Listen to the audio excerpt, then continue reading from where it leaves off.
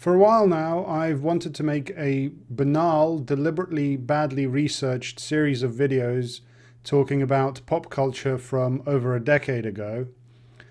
My friends always said that I couldn't enjoy anything, and so I guess that's the angle I'm going to take. And I'm going to start by talking about Warhammer 40,000. Here's a badly painted model from about 20 years ago when I used to play the tabletop game. And I haven't really looked into it for the last decade, but here goes anyway. If you're not aware, this is a franchise of tabletop and video games that's set in the grimdark future where there is only war. I don't think they changed that since I used to play it.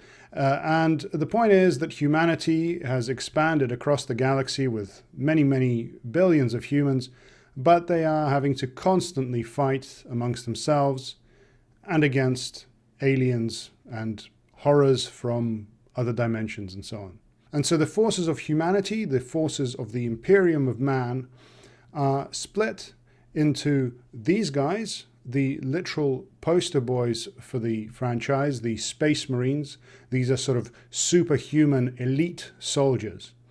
And on the other side, you have the Imperial Guard, the sort of portrayed as cannon fodder, ordinary humans of which there are waves and waves, and they are portrayed as inferior to the Space Marines and basically use human wave tactics and so on. When considering extraterrestrial life, there is a concept called Drake's equation. You could try and estimate the number of possible civilizations in our galaxy by starting with the total number of stars that might ever exist in our galaxy. This is obviously a very large number, quadrillions perhaps.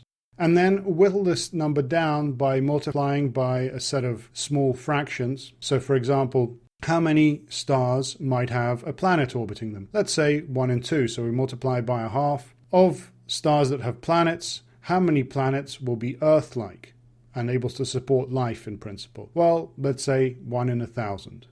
How many planets that can support life will go on to develop life? Again, maybe 1 in 10,000. Of those that develop life, how many develop intelligent life? Maybe 1 in 1,000,000. And then of the stars that develop intelligent life around them, how many will develop a technological civilization? And so, of course, you have to take an educated guess for all of these fractions. We don't know. We haven't seen any extraterrestrial civilizations, and we haven't mapped the galaxy well enough. But by taking some educated guesses, you could whittle down the total number of stars to get a number of potential technological civilizations in our galaxy. And this kind of calculation might be actually quite interesting to do through the lens of Warhammer 40k. How many alien civilizations might we meet? But I would propose a slightly different version of this equation for Warhammer 40,000. Let's begin with the total number of humans on a given planet. And from my recollections, I think that a kind of reasonable number would be about 10 billion. There are, of course, 8 billion people roughly on Earth at the moment, but in the future technological sort of world of Warhammer 40,000, they actually mention some much larger planets or much more populated planets which are covered in cities. They might have hundreds of billions of people, but let's go with a sort of run-of-the-mill planet with a population of 10 billion humans. So what I want to do, kind of like as with Drake's equation, I want to whittle this number down to see how many actual soldiers a planet like this might be able to field. And I'll begin by looking at the fraction of humans on a particular planet that aren't involved with the Imperium of Man, the stated political structure. So let's say that 40% are feral or savage or some sort of criminal underclass. They're not involved. They cannot be soldiers in some sense. So 60%, 6 in 10, of the population is able to participate in this forever war that's going on in the galaxy. This leaves 6 billion. And the question now is, what fraction of a given population can be mobilized into the military? Well, taking World War II as an example, a rough figure across all the belligerents that actively fought in World War II would be something like 1 in 10. 1 in 10 people can be mobilized into the military. And I'm not talking about 1 in 10 able-bodied men.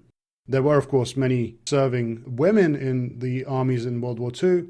I'm talking about 1 in 10 of the entire population of a country. As a kind of rule of thumb, 1 in 10 can be mobilized into the armed forces. And I'm also not talking about any sort of activity related to the armed forces. I'm not talking about the factory workers behind the lines or any sort of thing like that. I'm talking about uniformed personnel. Experience shows that across the countries between the US, USSR, Germany, Britain, and so on, a rough factor of 1 in 10 will be in uniform, with many others doing vital war work behind the lines. That is then 600 million that would be uniformed soldiers. And I should also stress that this 1 in 10 figure of a sort of mobilization fraction of 1 in 10, this doesn't refer to some ramshackle, you get 1 rifle and 5 bullets for every 2 men kind of deal. We're talking about 1 in 10 of the population would be mobilized into a modern, mechanized, combined arms force with artillery, mortars, aircraft, tanks, infantry fighting vehicles, which they have in Warhammer 40,000, and all the other kit and caboodle, all the other accoutrements of a professional fighting force. So 600 million would be mobilized in a total war, as is happening in Warhammer 40,000.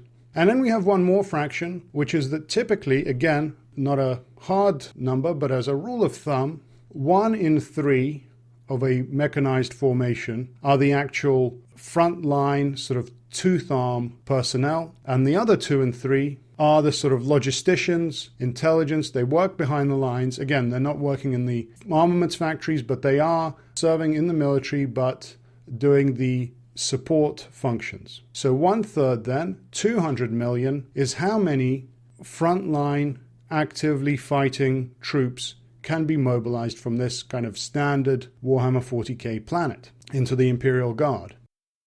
So this already is interesting, but I want to consider one more fraction.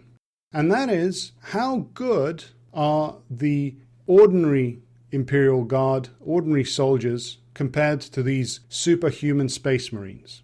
And once again, I'm talking about averaged over the entire kind of formation. So we're talking about all the Imperial Guard with their tanks and artillery versus the Space Marines with their own vehicles and backup. And on the tabletop game, from what I remember from about 20 years ago, it was 1-3. So 1 Space Marine is worth 3 ordinary troopers. But from the kind of fluff and material, that's maybe 1-10. And if I'm being really, really generous, that's 1-100. So 1 Space Marine is worth 100 normal soldiers, meaning that from our 200 million troops would be worth 2 million Space Marines from this ordinary Warhammer 40k planet. And that's notable because, as far as I remember, there's about 10,000 Space Marines in one of their chapters. So one planet can put out the combat strength of 200 Space Marine chapters. That's my version of the Warhammer 40,000 Drake equation. And that's kind of notable because I think 200 is a lot of chapters, like each one has a different color scheme. So you'd have to, at the very least, think of a lot of different color schemes. So the Space Marines really ought to be thought of as a sort of drop in the ocean, a tiny drop compared to how many Imperial Guardsmen there are in the kind of relative fighting forces, which is fine. That's perfectly okay. So we can consider the Space Marines to be this sort of special forces, this tip of the spear.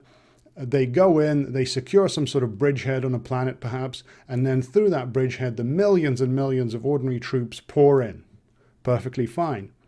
But I don't think that's how the writers have thought of it. I don't think the writers have ever sat down to do this kind of napkin math, because this is really inconsistent with how the world is portrayed. So for example, I played a game called Dawn of War, and there you have 1 Imperial Guard regiment led by 1 colonel taking over multiple planets. Well, 1 regiment ordinarily is just about enough to take a village. It's not nowhere near enough to take multiple whole planets. And so I think there's an oversight here. And before you say, well, stop being so finicky, stop being so nitpicky. Well, this is the like geekiest hobby you can have. If you can't geek out about this stuff, if you can't do napkin math for this stuff, what can you do napkin math for, and what can you geek out over, right? I think the writers of Warhammer 40k never really sat down to think about this sort of thing, and it's a real shame. In a real military, there's probably about one colonel for every 1,000 troops. So a colonel, it's a senior rank in the military, the highest rank in the Ivy League. And in our hypothetical planet example, there would be 200,000 colonels, roughly. Now think about how people actually play this game. So if you had a game that was you playing as Napoleon, for example, right? Something like Napoleon Total War, for instance. Lots of people play this game and lots of people play as Napoleon. But you kind of have to imagine that it's almost like the players are taking turns to be Napoleon. He's this one singular historic character.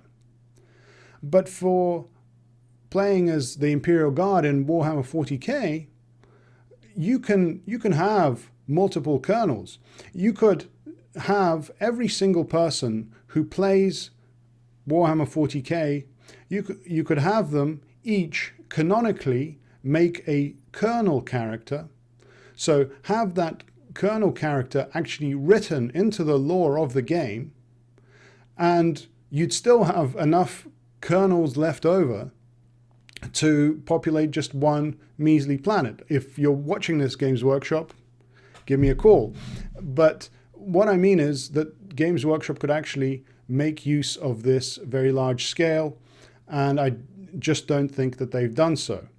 And that's why I'm kind of disappointed and why I can't really enjoy the franchise. And I want to end this with a real life lesson. And that is that we often forget scale, especially when thinking about things like history. So as we approach the 80th anniversary of D-Day, for example, we probably picture after D-Day, the Normandy campaign, we probably think of something like the movie Saving Private Ryan, where you have Matt Damon's character, spoiler alert, walking through a field on his own, maybe with a pair of other soldiers. Maybe it's a small squad walking their way through France. But this isn't really how you should see the Normandy campaign. You should see this as a sort of sea of people breaking onto the beaches, a campaign of vast armies where, as they march in step, the ground shakes beneath their feet, armies that drink the rivers dry, vast, unimaginably large quantities of people. That was the reality, and it's all too often forgotten